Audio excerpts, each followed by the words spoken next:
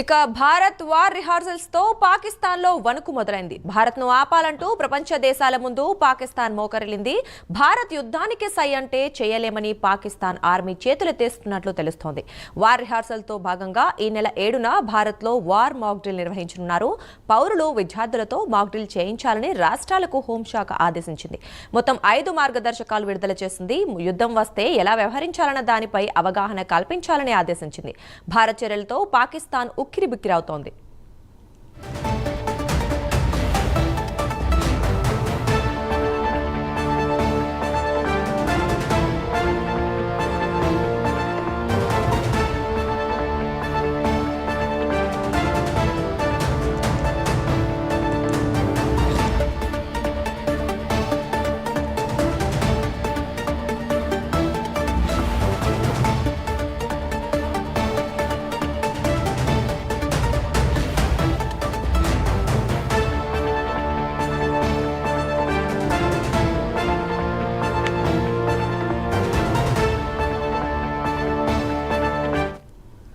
Bharat war rehearsals తో పాకిస్తాన్ లో వణుకు మొదలైంది. భారత్ ను ఆపాలంటూ ప్రపంచ దేశాల ముందు పాకిస్తాన్ మోకరిల్లింది.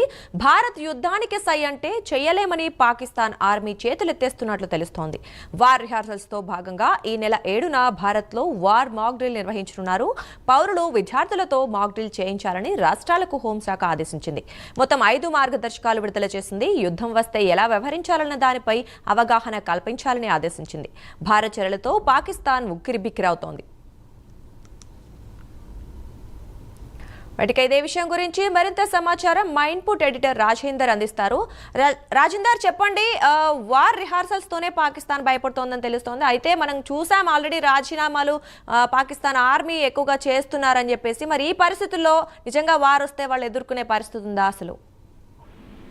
ఖచ్చితంగా ఏదైతే పహల్గాం ఉగ్రవాద ఘటన తర్వాత రెండు దేశాల మధ్య ఉద్రిక్తతలు రోజు రోజుకు పెరుగుతున్న నేపథ్యంలో రెండు దేశాలు కూడా ఎత్తులు పై ఎత్తులతో మునిగి తేలుతున్నామని చెప్పొచ్చు. ఇప్పటికే భారతదేశం కూడా పాకిస్తాన్ కు ఉగ్రవాదం పెంచి పోషిస్తున్న నేపథ్యంలో వారికి గట్టి బుద్ధి చెప్పాలనే లక్ష్యంతో ఉన్న నేపథ్యంలో ఏ విధంగా వారికి బుద్ధి చెప్పాలనే ఆలోచన మీద వ్యూహాలు రచిస్తుంది. దీనికి సంబంధించి త్రివిధ దళాలకు ప్రధాని నరేంద్ర మోడీ ఇప్పటికి పూర్తి స్వేచ్ఛ ఇచ్చారు.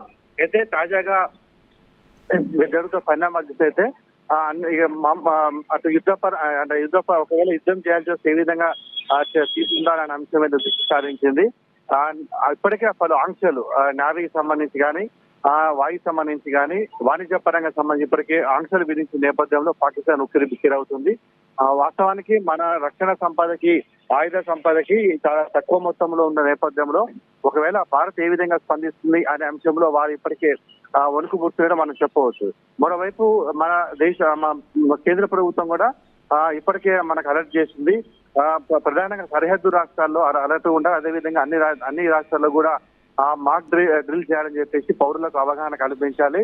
ఒకవేళ యుద్ధం కనుక వచ్చినట్లయితే ఏ విధంగా మెలగాలి అనేటువంటి అంశం మీద అవగాహన కల్పాలనే అంశం మీద ఇప్పటికే కొన్ని సూచనలు మార్గదర్శకాలు చేసిన నేపథ్యంలో ఖచ్చితంగా భారత్ ఏదో చేయబోతుంది అనేటువంటి లక్ష్యంలో ఉన్నటువంటి పాకిస్తాన్ మన దేశం చేసేటువంటి ఎత్తుగడలు చూసి వారి వెన్నులో వణుకుపోతుందని మనం చెప్పవచ్చు. ఖచ్చితంగా రాజేందర్, అయితే ప్రపంచ దేశాలని కూడా మరి యుద్ధం ఆపాలంటూ వేడుకుంటున్న నేపథ్యంలో మరి ఆ విధంగా ఏమైనా చర్యలు ఐక్యరాజ్య సమితి కావచ్చు లేదా వేరే దేశాలు ఏమైనా తీసుకునే అవకాశం ఉందంటారా?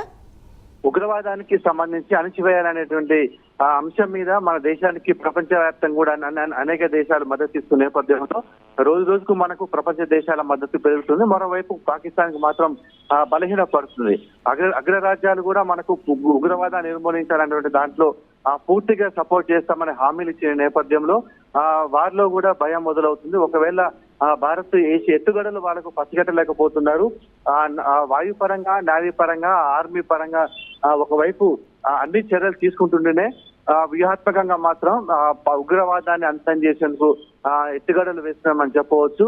అంటే ప్రపంచవ్యాప్తంగా కూడా మనం చేసేటువంటి చర్యలకు అన్ని దేశాలు కూడా సమర్థిస్తున్నట్టు కూడా మన స్పష్టమైన సంకేతాలు అయితే అందుతున్నాయి. మరోవైపు ప్రపంచ